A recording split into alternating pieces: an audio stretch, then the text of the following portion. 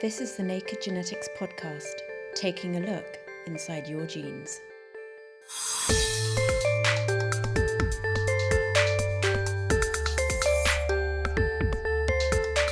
Genes are the instructions that tell our cells what to do, but how do different types of cells know which genes to switch on or off at the right time? The solution lies in epigenetics, the molecular bells and whistles that act on top of our DNA to control gene activity. In humans, estimates vary, but certainly thousands and thousands of genes are regulated by small RNAs. It could be that every gene is regulated by a small RNA.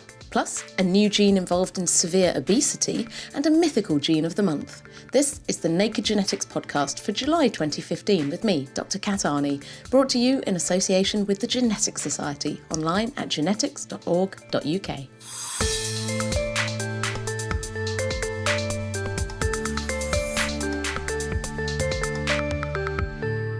This month, I'm reporting back from a fascinating meeting I went to up in Edinburgh, a Wellcome Trust Waddington symposium entitled Epigenetics in Dialogue with the Genome. We're starting to hear the word epigenetics used more and more frequently, but what does it mean and what's it all about? A lot of the talks at the conference were centred on so-called epigenetic modifications of DNA, chemical tags that are put directly onto DNA or onto the spool-like histone proteins that package it up, which are associated with changes in gene activity, such as when genes are switched on or off. To find out more about these mysterious marks and how they work, I spoke to one of the organisers of the meeting, Robin Alshire from the University of Edinburgh. Our DNA is not just a naked string. The best analogy I can come up with is you wrap it twice around a spool, there's a gap, it gets wrapped around it again, a bit like beads on a string. You can have these chemical adaptations that cause it to close up or to open up. The debate is whether those adaptations, these additions of chemical groups onto the spools themselves are instructive. In other words, do they force the DNA to shut down? Or are they just weak signals of some sort that are helping repression but are not the main driving force? So in my point of view, what we really want to find out is whether these adaptations or marks, if you want to call them, on the spools actually can carry information through cell division. So let's go into a little bit more detail then. So we've got the DNA, it's this long string of letters, of bases. It's wrapped around these spools. Tell me a bit more about them and the kind of marks that we can find on them. So these spools are made up of proteins. There's 8 individual proteins that makes up a spool, 2 of each type, and they are called histones. And those histones form a blob, basically, that the DNA wraps around, but they have these extensions that hang outside. You're waving your hands around like kind of octopus tentacles. That's what they're like. That's the way I imagine them in my head. So you can have adaptations that clamp those tentacles down onto the DNA. They maybe hug neighbouring spools, so they're more tightly blocked. And you can have adaptations that cause them to wave out and around crazy, so that it says, come and get me and turn me on. So everything kind of loosens up and the gene can be read. Yeah, exactly. So it's all about kind of combinations of these marks, the tails, how open and closed it is, and then all these molecules that are recognising them and locking them down. So, it all seems complicated. So, for example, there's one that you can generalise to some extent with respect to one of the type of chemical marks, which is acetylation. And in general, acetylation promotes gene expression. I like to think of it as that it oils these tentacles and loosens them off. But again, it can bring in various machinery that opens up then the spools, allowing the DNA to be read. What do we know about how these marks can be propagated as cells divide or even as organisms divide and reproduce? Because it seems to be quite a controversial area. What do we know and what do we not yet know? These chemical marks on the histones are very frequently referred to as epigenetic modifications. The word epigenetic means many different things to different people. A strict definition is the propagation of a state without the presence of the inducer that enabled that state. So the question becomes whether these marks can actually be copied during the process of cell division so that both daughter cells have an exact copy of the marks. So if a skin cell divides, it makes two cells that know that they're meant to be skin cells. Yeah, exactly. So the question is, can the marks actually be recognized? And then you have so as the cell goes through division, you have to deposit or make new spools on the new DNA. And can you copy the marks from the pre-existing spools that were there so that they take on the same state? And can you?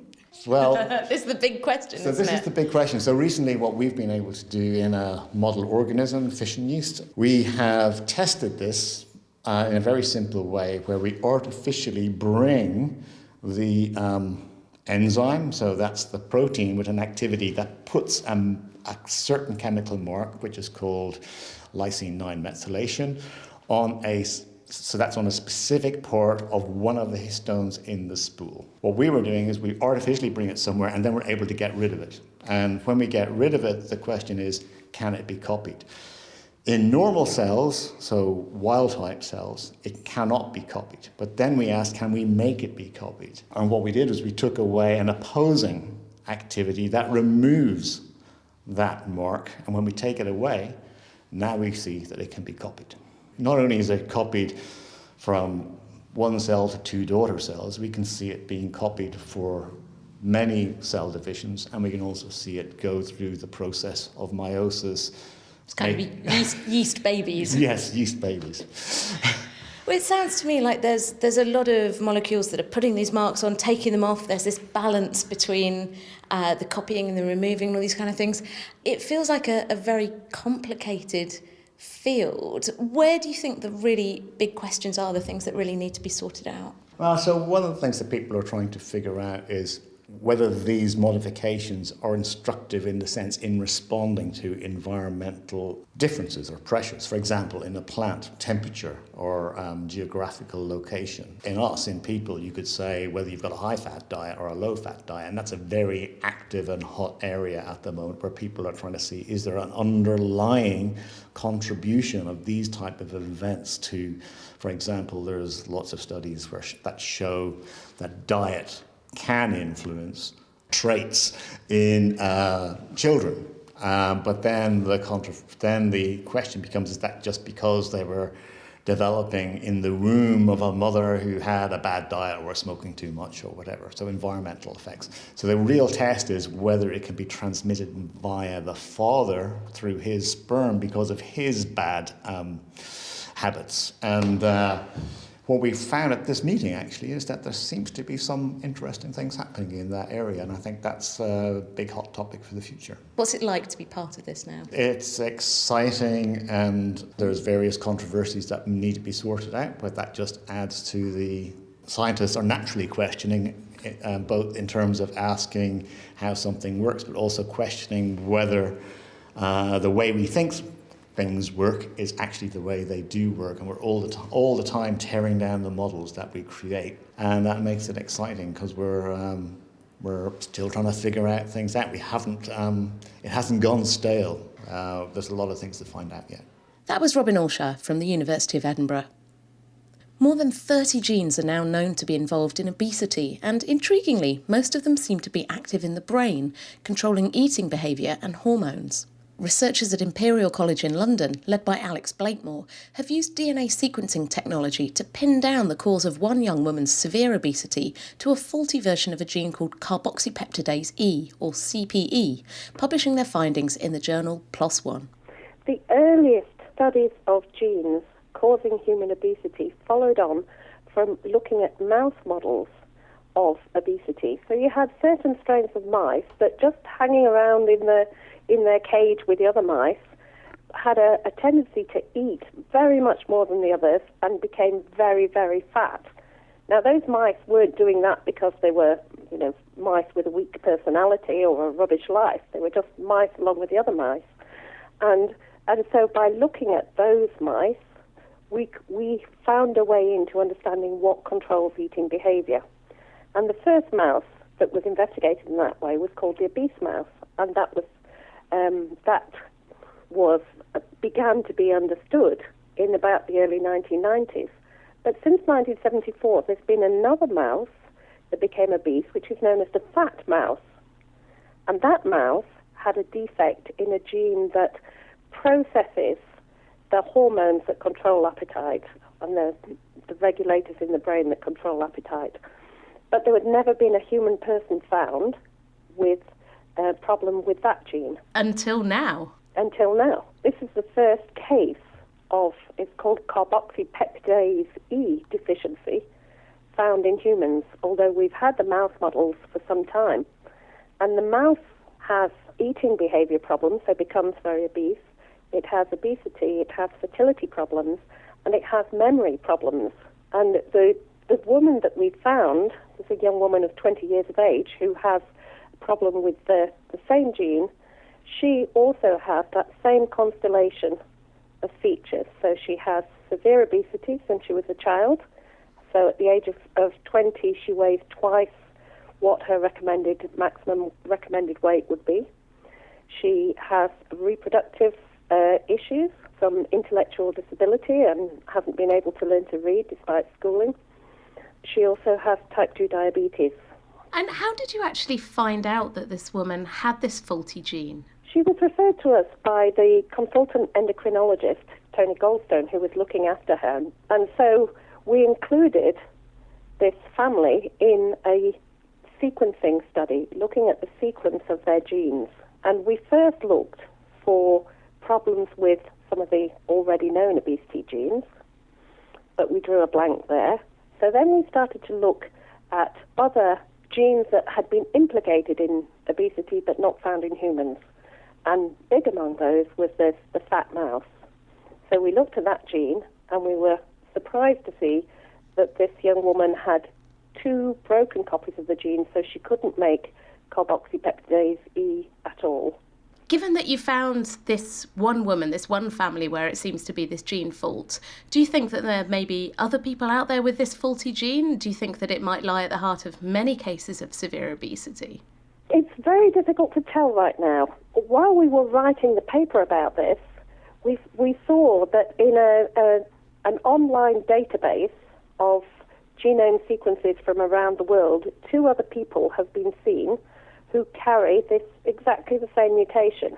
So it could be that it's more common than we anticipate, but it's been missed. So is it fair to say that obesity is really in the genes, but then what can we do about it? I think we have to stop thinking of obesity as a single disorder.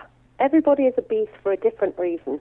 And for some people, it might be almost totally environmental, and for others, it's almost totally genetic. And one of the useful things we can do is try to find ways of seeing which is which. Looking at people to say, okay, is this a genetic condition for you? Or is it an environmental condition for you? Because the way we manage people might be different depending on the different causes. So it's not as simple as saying, oh, it's just all in my genes, there's nothing I can do, pass me the cake. Oh, no, absolutely not. I mean, that's a very funny idea that people have got, that because you might tell somebody that they've got a genetic condition, then they won't be motivated to do something about it. In our experience, the opposite might be true. It's very, very helpful for people to have a diagnosis and to be told, you have an actual disorder which we can describe. It's not your fault, it's not a character flaw, but it is a battle you're going to have to fight for the rest of your life. And in our experience, it doesn't make people throw in the towel. It gives them renewed vigor, because what really saps people's energy is the sense of guilt and shame about their obesity and the feeling that there's nothing they can do about it because of that. So to say something's genetic doesn't mean it's cast in stone or that you shouldn't fight against it. It just lets you know that you're likely to have a harder fight than the general person in the street. That was Alex Blakemore from Imperial College. Every human on the planet is distantly related in some way, but people who live in the same geographical area tend to be more genetically similar than those living a long distance apart. Now, scientists have discovered that people who inherit the same versions of certain genes from mum and dad are likely to be shorter and do less well at school than those who get different versions from each parent. To find out more, I spoke to University of Edinburgh researcher Peter Joshi, one of the hundreds who contributed to the study. We inherit one copy of each gene from our mother and one copy of each gene from our father, and sometimes we inherit the same copy from both parents. And what we look at is, in the context of the length of the genome, relative short stretches, but 1.5 million letters at a time, and see whether or not those 1.5 million letters have been inherited the same from your mother and your father. And somebody in that situation doesn't have genetic diversity in that part of the genome, and vice versa. Somebody that has inherited different genetics over those 1.5 million letters is genetically diverse. And we're just talking not necessarily about really bad gene faults. We're just talking about, sometimes the variation that makes us unique and different. Yes, no, absolutely. So the traits that I study are what geneticists call complex traits, and they're exactly about what makes us all unique and different and a little bit different from each other. And what we see is that there's lots and lots of genes that have small effects, and it's the combined effect of those and the environment that all make us individual people. Tell me about the study. Who were you looking at?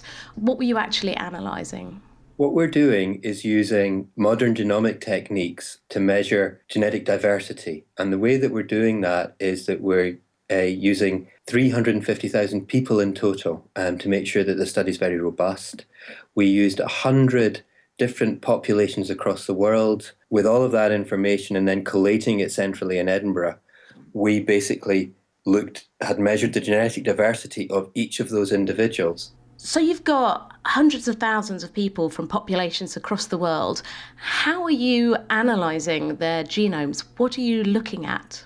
What we do is we look at the genetic diversity of individual people within that population and compare them with other people within the population. And at the same time, look at their cognitive ability, height, or blood pressure. And then within that population, see whether or not there's an association between genetic diversity and, say, educational attainment. And having done that, we then combine all of the results of the different studies to see whether or not the effect is robust and reliable across lots of populations. So when you started looking at the levels of diversity, about whether people had 2 copies of gene or 2 different copies of a gene, what did you start to find? Well, what we're doing is we're looking at the whole of the genetic code of each individual, and we're scanning along that genetic code and checking what proportion of that genetic code is identical from the mother and the father. And what we typically find is that about 0.1% of the genetic code is inherited identical from the mother and the father. But that number varies from individual to individual. With some people it might be none at all, and in some other people it might be 3 or 4 times that. And what we find is that if you've inherited 2 or 3 or 4 times the norm in terms of lack of diversity, that reduces educational attainment, cognitive ability, and height. So people who've got more similar genes from their parents, they don't do as well at school and they're shorter. Yes, but it's also important to recognise that these effects are small. But on an individual level, it wouldn't be measurable. That's why we needed 350,000 people to sort of robustly demonstrate that it was a real effect. So that's height and a broad measure of intelligence. But what about something like your risk of illness? Because we know that the risk of diseases is also encoded in our genes. It has been known for a long time that sort of rare, particularly strongly genetic diseases like cystic fibrosis are subject to this effect. But what we hadn't shown was that these more complicated traits, like educational attainment, which has got a lot of environmental factors in it as well, obviously, like height, showed these effects. And in fact, what we found for the risk of heart disease, that we found no evidence, in fact, that genetic diversity affected your risk of heart disease. The mechanism that we think might be involved is that there will be things associated with development that might underpin growth and therefore your height. And so it's not height itself in a way that is being controlled in this way, but it's a sort of underlying biological systems. And two bad copies might affect height in that way and cognitive ability. And if that happens, if these traits are favoured by evolution, then we see this overall effect. Whereas for traits that are not subject to evolutionary pressures, we don't see that in quite the same way. It's plausible that heart disease hasn't been under the amount of selection pressure from evolution as you might first think, simply because people tend to get heart disease after they've had their families, and it's reproductive success that counts in Darwinian evolution. Peter Joshi from the University of Edinburgh, and that study was published in the journal Nature this week.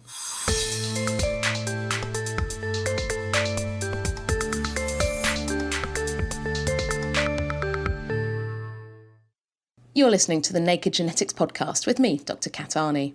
Still to come, we'll be finding out about our mythical gene of the month, but now it's time to take a look at some of the most interesting molecular players in the world of epigenetics, small RNAs. Many of the talks at the symposium focused on RNA. It's a kind of molecular cousin of DNA, and it's made when DNA is read or transcribed.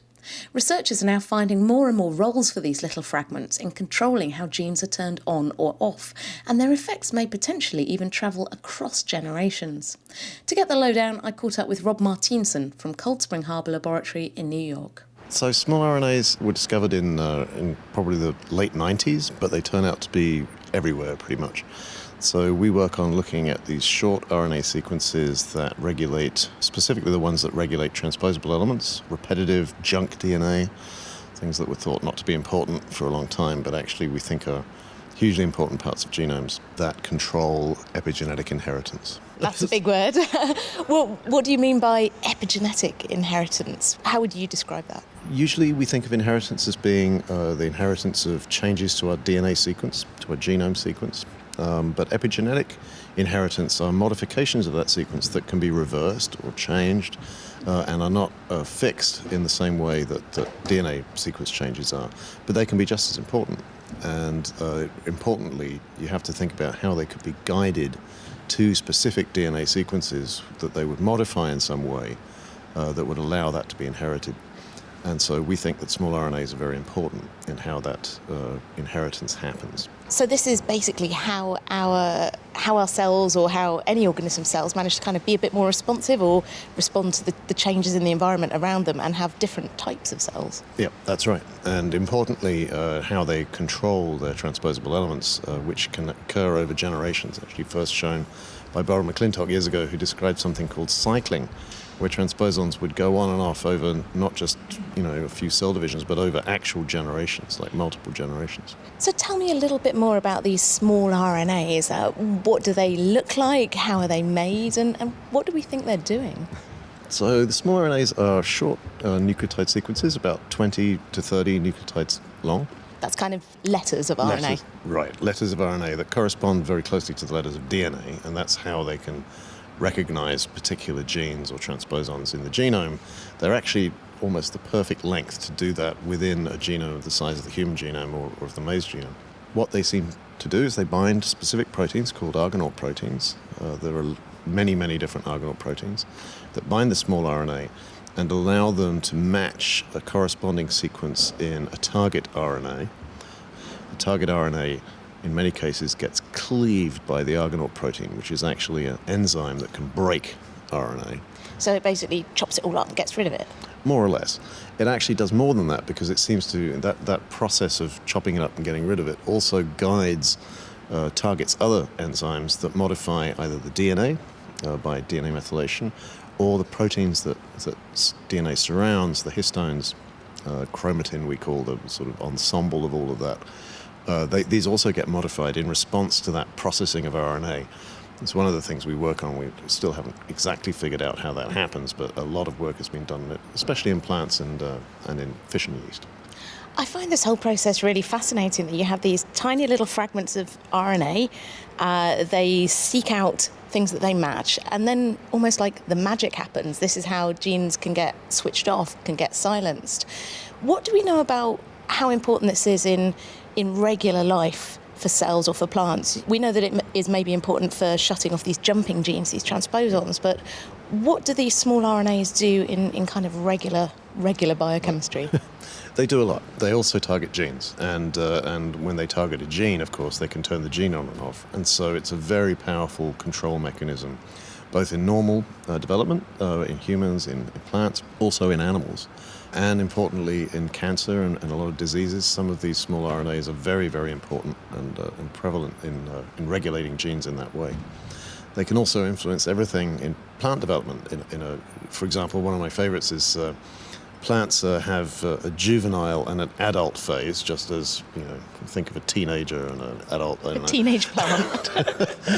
And this difference is actually completely controlled by small RNAs. There's one that's specific to the juvenile phase and one specific to the adult, and they regulate each other, and it's a fantastic story. Given how widespread these tiny little RNAs seem to be and how people are finding them in more and more organisms and doing more and more things, is it safe to say that they're pretty much involved in everything when it comes to controlling genes? Is there anything they can't do?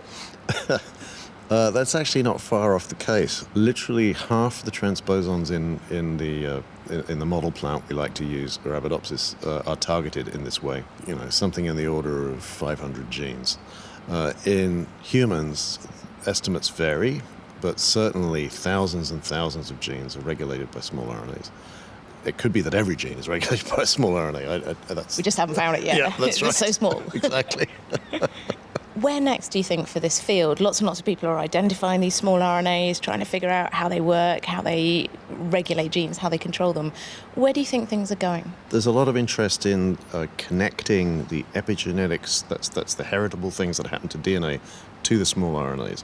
And that field has been really exploding in the last few years, and I think in the next few years it will come to a conclusion, which will be very exciting. I think inheritance of the small RNAs themselves, or at least of their effects. In plants, it's probably more well established that this could happen, but in humans, people are beginning to look into that. So that's from generation to generation rather Yes. than just as cells divide? That's right. So, there are some people who are really beginning to say that maybe, germ cells, sperms and eggs actually contain they contain a huge amount of RNA, and it could be that this is actually transmitted in some way. There's also new types of small RNAs, so they're continually being discovered.